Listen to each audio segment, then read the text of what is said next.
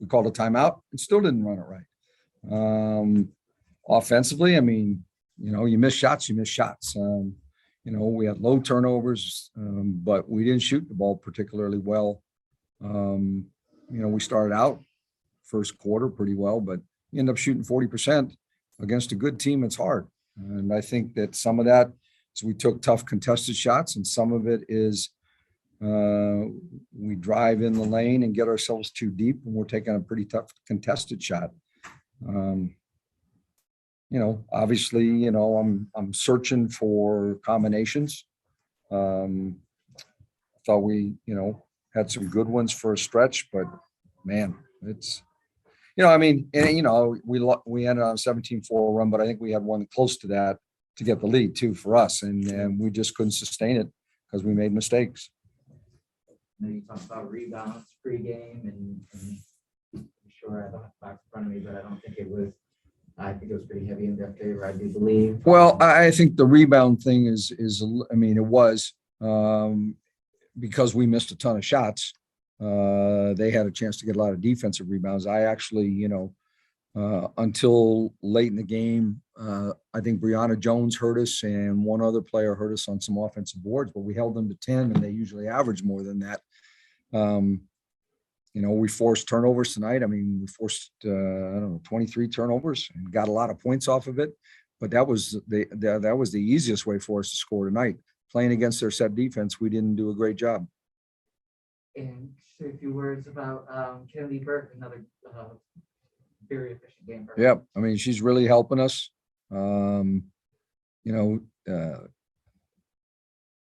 She's got size to guard people. She made some threes to get us going again. She's been a great addition to our team. Sorry, I was late, so you might have already addressed it, but what did you think were the issues offensively, or what were the things that Connecticut was doing defensively? I mean, we played against a set defense a fair amount of the time when we weren't scoring in transition off of their turnovers. I think that, we obviously had several people that didn't shoot a good percentage. And so, that makes it tough. I think that we made some bad choices. We end up playing one-on-one sometimes against a set defense. That's not a good recipe. We're better when we're moving the ball and cutting and screening and doing all that. Us 1-on-5, with a set defense is very hard. All right, Karen, go right ahead.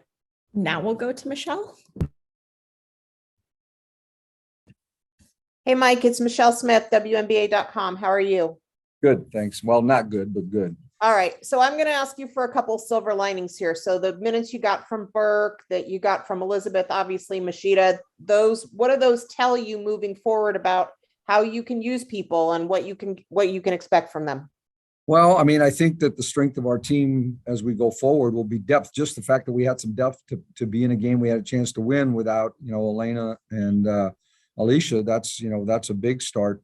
It's disappointing when you have an opportunity to win one of those games on the road that you don't finish it, especially when you have a lead in the fourth quarter.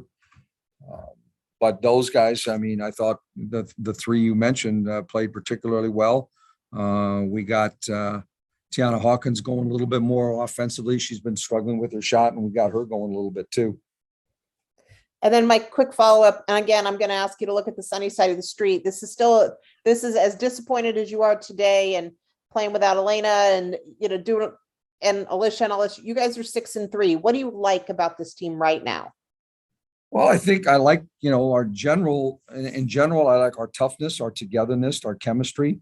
I don't feel like we're very smooth offensively, and yet up until today, we've been shooting a decent percentage.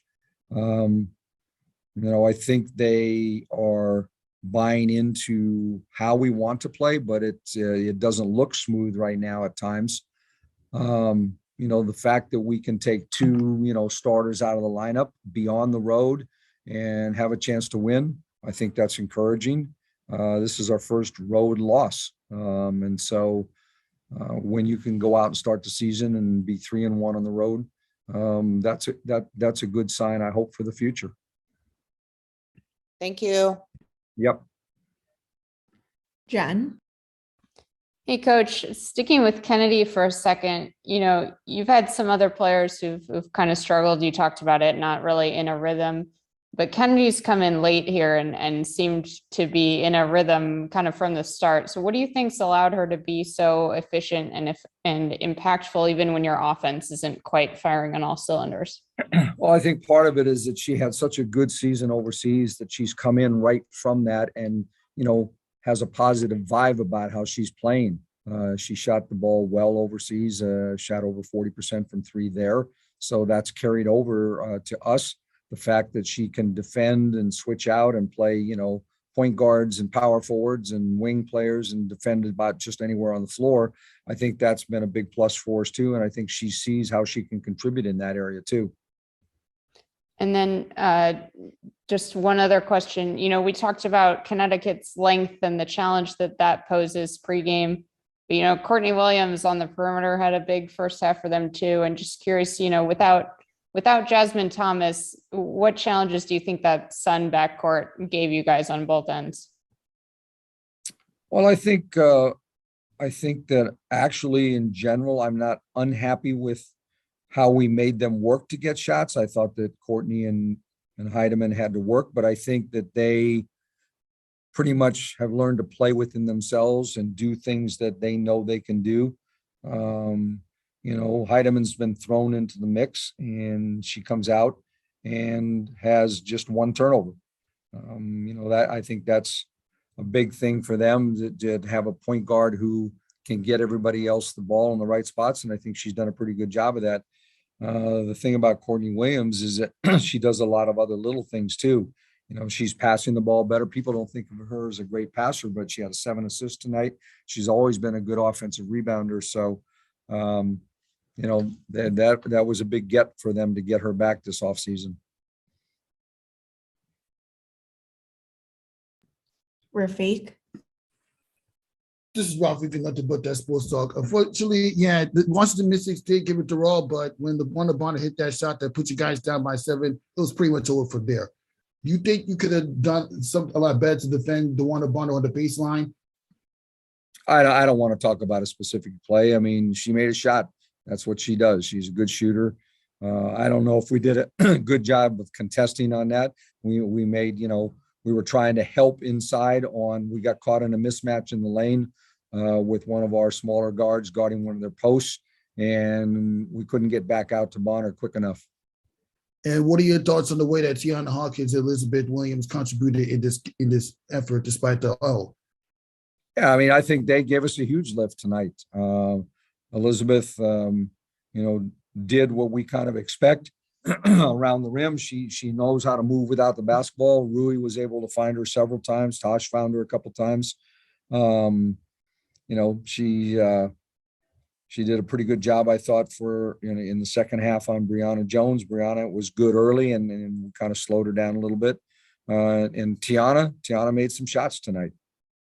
Appreciate the insight. Good luck. Yep. That's all the time we have, Coach. Thank you. Thank you. Yep. Hey, what's up, Tianna? Hey. Kind of take me a little bit through that final stretch. You guys kind of made that push to kind of grab that control in that fourth quarter, but they end on that 17-4 run. What got out of whack in that last stretch? I think we just made we had some slip ups on the defensive end, and then it kind of led over to offense. The ball got a little stagnant. I think we got away from what was working when we went on our run offensively, but it's just one of those things where we learn from it and just got to be better next time. Nice to, no L is nice, but you guys are shorthanded. You got going a little bit. Elizabeth got going a little bit. Are those positives that you guys can take from this? Most definitely. We had a lot of positives in this game. It was a very winnable game, but Connecticut was very physical at the end. And again, we kind of beat ourselves at the end when they went on their run. And what was clicking for you? Is it just a couple shots went down tonight, or? My preparation was the same. I just went in, with confidence. My shot wasn't really falling in the first half, but everyone kept saying, keep on shooting it, it's gonna go in. And once I saw that first one going, I was able to relax a little bit. But my teammates did a good job with keeping me, confident and going. And just one last thing, I feel like we've talked a lot about this season, you guys have rough stretches, but there's times where you could, a lot of teams might just say, okay, tonight's not our night, and just kind of roll over, but you guys kind of always keep fighting. And, what is it? Tonight was another example of that. What's that say about you guys as a group? I mean, we're not giving up. We're gonna always fight. Our fight just has to be a little harder. But no, we're always gonna stick together. I mean, that's what we go in every day, every game saying together on 3. So we're always gonna fight and stay together. Hi, I'm Alexa Thibault with ESPN. 9 games into the season, you guys have played without Elena, played without Alicia, played without Ruth. Just being part of that whole kind of stretch. Do you feel like you all have gotten used to kind of the in and outs of, I guess you know ahead of time, but it's still different. I'm sure the chemistry. How has it been just to get used to that? Well, the good thing is, we get a lot of reps together. So, when there's a game where we're missing someone, I mean, we always tell the next person to stay ready when your name is called. And that's just the good thing about this team is we're all professionals, and, anybody's night is anybody can have a good night, no matter who's there, who's not there. Just staying ready is the key. And Coach was talking about the fact that you guys have this depth that you're able to show. And obviously, once you do have everyone back, that's even only going to be further bolstered. Does that just give you all more confidence out there that anyone can kind of do that? Most definitely. I mean, we have pieces everywhere. I go for the bench, especially the bench. Me coming off the bench is to not have any letdown. And our focus going into every game is just to make sure we're aggressive and, picking up where the starters left off. Kara? Jen? Hey, Tianna, how are you? How are you? Good. I know you've played against Connecticut a lot in your career. Just what is the experience like? How would you describe what it's like going up against their length and size in the front court? They're physical and talented. And we know it's gonna be a dogfight every time we play them. It's never an easy game against them, but it just speaks volumes, on both teams that if we're gonna play a physical game, we're gonna fight to the end of the game. And then just wanted to ask you real quick about Kennedy, 13 points, 3 rebounds, 3 steals for her. Just curious what you saw from her, not only tonight, but, what you've enjoyed about her being with the group this season. From the first time she played with us, I think that was Dallas. It might have been Dallas. She was very aggressive.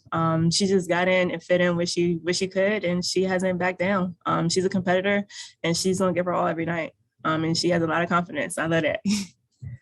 Thank you. Safe travels. Thank you. Rafiq? This is Rafiq with nothing but that sports talk. Yeah, your team was off to a good start, but you did lose against the Connecticut Sun, and you managed to put up a very offensive effort, as the coach kind of described. Like, is there anything that you could have done a little bit more to help your team get this victory? That didn't happen? Can you say it again? There was a lot of noise. Yeah, unfortunately, your team couldn't necessarily come up with the victory. I mean, you managed to get 10 points. You were good on the inside and on the fast break. Do you think it's something that you could have done a little bit more to help your team get a victory that wasn't happening? We just gotta move the ball and make sure we stay spaced and stay true to our offense. They went on the run. It was more so our defense more than anything. Our defense typically leads to good offense. Because we wasn't getting those good defensive plays, it kind of affected our offense. So we just got to make sure we lock in and focus in on the defensive end. And that way, our buckets will become a little easier. And we could get those shots and layups in transition. Appreciate the insight. Good luck. Mm-hmm. That's it, Tianna. Thank you. Thank you. Thanks, Tianna. What's up, y'all? Hey. Do you want to talk about BGs? Yeah, absolutely. I'll start. So Brittany Griner is our teammate, our friend, and our sister. She's a record breaker, a gold medalist, a wife, a daughter, a champion, a role model, an all-star, and so much more. Right now, BG is an American citizen who's been wrongfully detained in Russia for 100 days. That's 144,000 minutes. Anyone who's followed us knows the power of the 144. We know that speaking up together as a collective is game, life, and world changing. To our sisters, brothers, and colleagues in professional sports, sign the petition your own media blackouts. Hold your own media blackouts. Please help us reach the White House. To athletes of any age, ability level, team, sport, or country, this is our teammate, a member of our global sports community. We need to stand up and stand together to call for her release. Speak up, speak out, and do not stop until BG is home. To the media, write BG's story, use your platform and your voices. Go to wearebg.org and sign the petition. Call the White House and call everyone you know. If you know anyone in the Biden administration, call them. Cheryl needs to meet with the president. Her person, our sister, has been wrongfully detained for 100 days. You've heard our pleas. You've heard BG's wife, Cheryl's pleas, and now more than ever. We need you to stand with us. Go to her person home. And yes, To get her person home. I'm sorry. and yes, we're going to have a pay equity conversation. We're going to talk about betting on women and investing in women's sports so athletes like BG don't have to risk their health and safety playing basketball year-round to make a living. We recognize that the wrongful detainment of one of our own is a pay equity issue. We cannot hide it or spin it. We have to own it because the sooner we do that, the closer we get to addressing the issue. But we'll save that conversation because right now, on day 100 of BG's wrongful detainment, we're calling on everyone to use their platforms, no matter the size, to bring attention to her wrongful detainment, to get Sherelle that meeting with President Biden, and to get our sister home. It can feel helpless to be here, unsure of what you can do to help while BG is there. There are action steps you can take, and we're asking you, imploring you to take them. Call the White House, call your representatives, sign and share the petition, use hashtag WeAreBG on social media, and engage in productive conversations about pay equity. There is so much heartbreak and hurt in our country right now. President Biden, please use all available resources to get Brittany Griner home. We need something to rally around and build upon. It's been over 144,000 minutes that BG has been wrongfully detained. We know, and you know, the power of the 144. But right now, we aren't the 144 because we aren't the 144 without BG. We need you. We need advocates and we need solidarity. Let's show the world the power of our collective voices and get BG home. Thank you. Just real quick, people play a lot overseas. Yeah. How scary is this whole situation? I mean, the situation is scary as all, but how does it get you as, folks who have been in that same situation overseas, not in the same situation, but, you guys go overseas and have done the exact same thing. Yeah, I'll start. I mean, it's super scary. I played in Russia too. So I get it. It's kind of like we talked about. We go over there to make a little extra money and to expand our games. And it really could have been any of us. We go through that same security. I know exactly where she was, checking your bags in. But it's scary. And even thinking about how the personality of BG and how friendly she is overseas and here, always shaking your hand, saying, hey, what's up? And we're missing that. All of us miss that, regardless if she's not our teammate, right? And I think that's the thing that people really need to understand. It's bigger than just another player, right? She really is our sister. Yeah. I mean, she said it. I mean, yeah. Follow up. I guess if you want to speak to how in such a situation where it can feel really helpless at times, how do you keep just trying to stay above water with the fact that it is, I don't know, do you feel that helpless? Maybe I should have asked with that, or do you feel like there's more that we can do or that can be done to? I mean, yeah, like we said in the earlier, we just have to keep doing it on media. We have to have these conversations because we said it 1,000 times. She needs to come home. She's been wrongfully detained, and it's. Enough is enough. It seems like we just keep saying the same thing over and over, but we have to keep saying it. We have to pick each other up and just realize that as of right now, we're not a unit until BG is home. So. Yeah, there are definitely moments of helplessness. I think that's kind of how everyone feels in the US right now. There are a lot of moments that we feel like, gosh, something else or another one. But then at the same time, it's like we've surpassed 200,000 signatures on this petition. So like you have to take the bad moments and then realize there's still so much good and use that positivity. We're able to send BG letters, like trying to do that, just like humanize the whole situation. And we're going to continue to do that and continue to talk about it until she's home. It never stops. Okay. I'm assuming we're not talking hoops, right? We got so many other games, Yeah, you know, that's what I'm and we're gonna see you. I It's fine. talk to y'all. We see you all the We're gonna time. see you 2 days from now. Yeah, I was just double checking. If I can follow up another BG-centered question. Do you think about sometimes I get this where, I mean, obviously men's basketball players like LeBron don't have to go over and worry about getting more money overseas, but do you think about like just the disparity and maybe the outrage of if it were a men's basketball player, or if that was the change, what the outcry would look like versus, I don't know if it's come to your mind at all.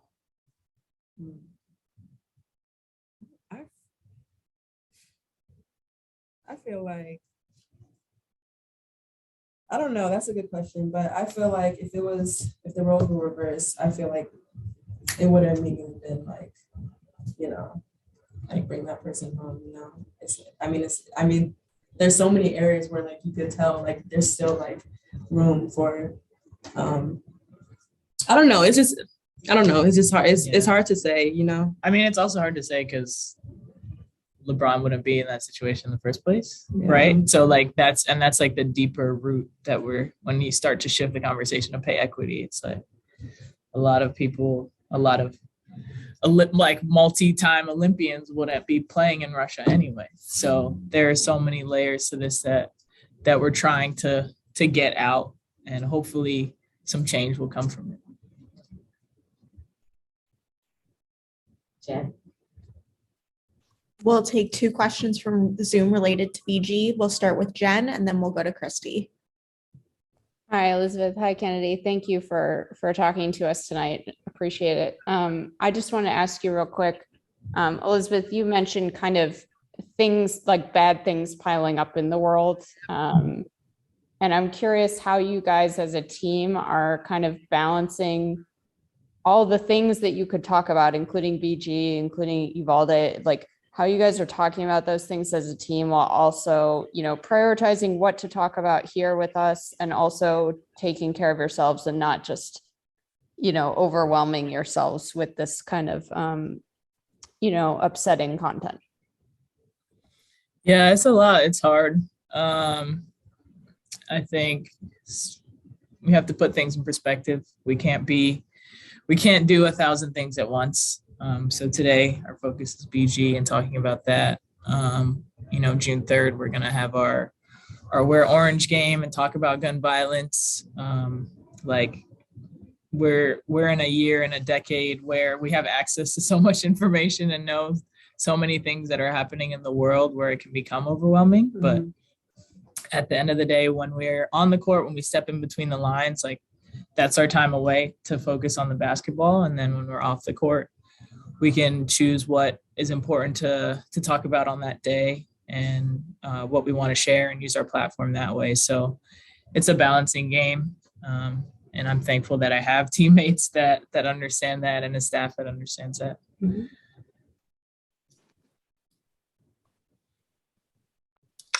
That's for me. Are we? Christy? Okay, I just wanted to make sure I was in. My question is, when BG does come back stateside, and I'm claiming that already, but when she does come back, how does that change the landscape for decisions to go to play? And I know you said it's financial, and I know you said, you can develop and evolve your game and your skill set, but how do you think that is going to change moving forward for the WNBA players?